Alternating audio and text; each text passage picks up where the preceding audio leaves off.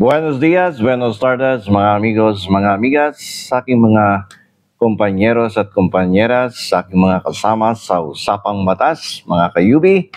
Magandang araw po sa inyong lahat. Ako po ang inyong lingkod, Attorney Rene Bueno. Ang ating pong pag-aaralan ngayong episode na to ay tungkol sa controversy ng Iliana Colleges, no? At ang posibleng pananagutan sa batas, yung kanilang magiging potential na criminal liability, yung may-ari ng eskwelahan, sino yung mga board of directors, shareholders, tulad ni Andres Joe Iliana at ang kanyang mga kapatid, dahil sa paratang na panloloko o estafa. Ito pong kasong ito ay matagal na nangyari noong 2019 pa nung sila ay inireklamo doon sa programa sa radyo o kay Senator Tulfo. Dito sa kaso nito, ito po ay nagpapakita kung paano ang pagkakamali sa pagkuha ng permit ay mabilis na lumalaki at nagiging malubhang krimen sa ilalim ng batas ng Pilipinas.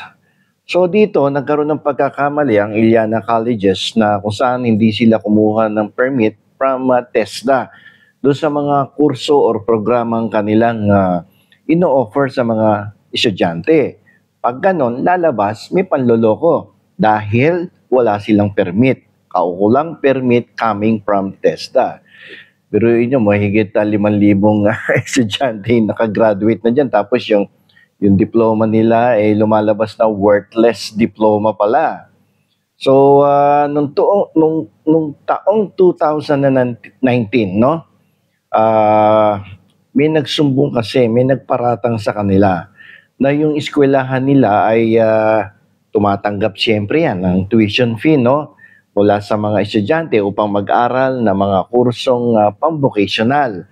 Siyempre, naniwala sila na ito may permission from TESDA kasi nga kilala yung mga may-ari, mga artista. Ang mga kursong inaalok nila ay walang kaukulang permit or accreditation mula sa TESDA.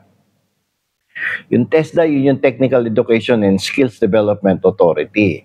Sila yung namamahala, no, nagre-regulate sa mga eskwelahan na pang-vocational. So ano naging resulta doon sa mga nag-aral dito sa Iliana Colleges? Ang mga diploma o certificates na binigay sa libo-libong estudyante ay walang bisa. Worthless diploma. Dahil dito, niloko umano ang mga estudyante sa perang kanilang ibinayad para sa isang edukasyong inakala nila na legitimate at recognized by the government. Yung pala, hindi pala recognized by the government yung kanilang programs, no, that they have completed from Iliana Colleges. So, dito, nagkaroon ng action ng TESDA.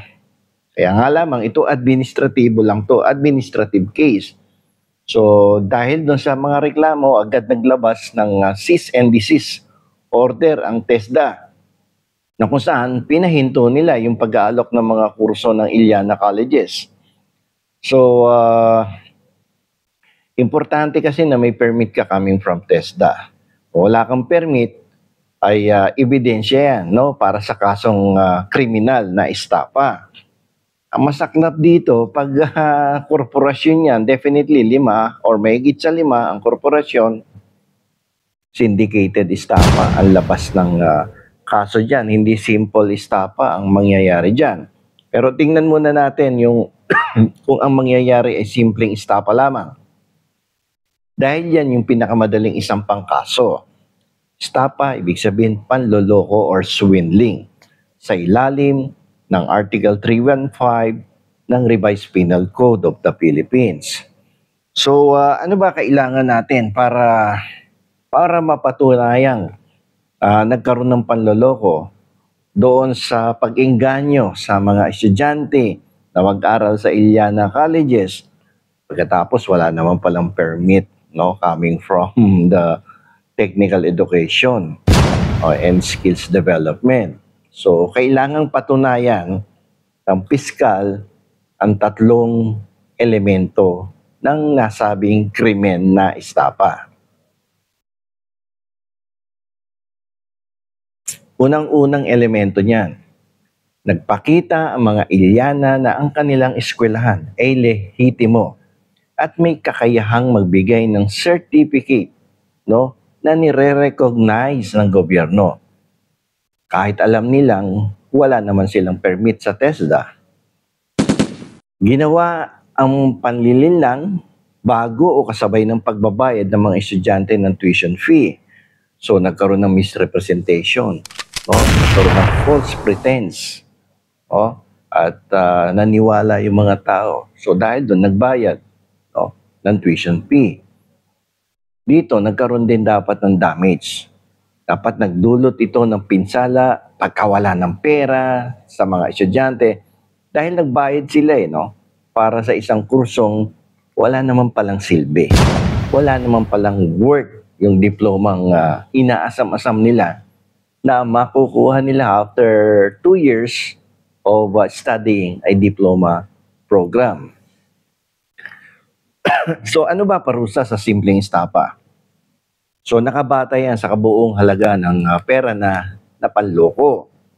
Dahil maraming estudyante ang naapektuhan, ang parusa ay magiging mabigat. Ngayon, bakit mabigat? Pag malaki yung halaga ng panloloko, posible yan humantong sa parusang 12 years and 1 day hanggang 14 years at 8 months sa kulungan. Mabigat na kaso, ang tawag niya reclusion temporal, no? At pwede madagdagan pa yan, depende sa sobrang halaga na napanloko. Hindi nga lang natin malaman kung may nagsampa na ng reklamong kriminal sa kanila. Pero kung wala pa, meron pang panahon yung mga naloko, yung mga biktima upang magsampa kahit 2019 pa yan. Kasi ang prescription niyan, 10 to 15 years. Kung syndicated estapa, 20 years yan na pwede kang kasuhan anytime from 2019 hanggang sa kasalukuyan hanggang 20 years. Kasi yung syndicated estapa ang pinakamalubang uri ng panloloko at pinaparusahan niya sa ilalim ng Presidential Decree 1689. Tinatawag din niyang economic sabotage. At ang parusa, life imprisonment. Mabigat yan. So, mahirap na loloko ng tao, no? Lalo na sa pera, katulad niyang wala ka palang permit sa government, pa-enroll ka ng pa-enroll. Okay. Upang masampahan at mapatunayang nagkasala sa syndicated estapa, lahat ng tatlong elemento na nabanggit ko ay kailangang mapatunayan doon sa preliminary investigation. At ayan, so ang pera kasi dito kinuha sa publiko gamit ang isang korporasyon o asosasyon. For sure, yung Ilyana Colleges, it's a partnership or a corporation. Pag corporation yan, syndicated estapa labas niya. O kahit partnership yan, pag may kasabwat yan na iba pang tao, bukod doon sa tatlong magkakapatid, ay papasok sa syndicated estapa.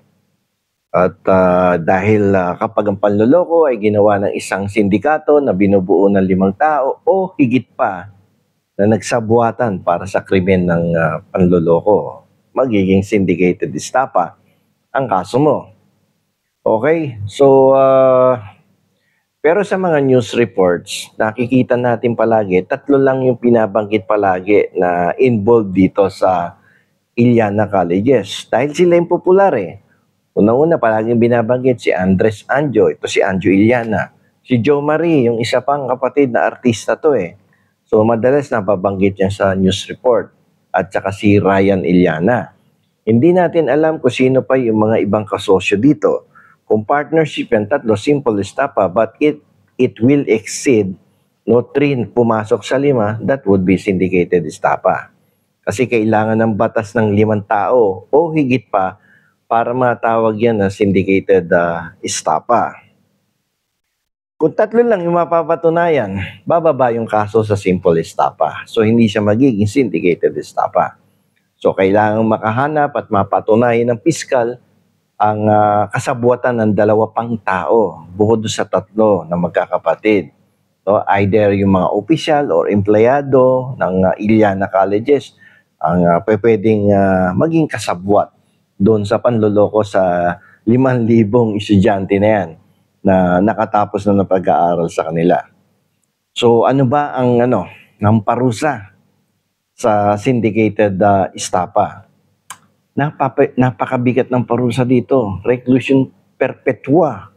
Ibig sabihin panghabang buhay na pagkakakulong hanggang kamatayan. Eh wala naman tayong death penalty na ngayon kasi inabolish yan. So life imprisonment. Mabigat yung kaso kung life imprisonment yan. No?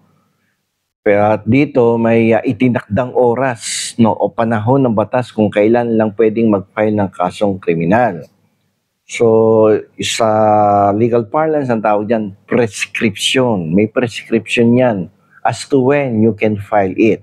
Yung haba ng panahon na pinapayagan ka ng batas na maisampa yung kasong estafa, simple estafa, or syndicated estafa, or other forms of swindling. So dahil malaki yung halaga ng panloloko, ang kaso ay tumatagal ng 15 to 20 years bago mag-prescribe yan. So syndicated nga 20 years. So simple estafa between 10 to 15 yan, depending on the amount of the fraud.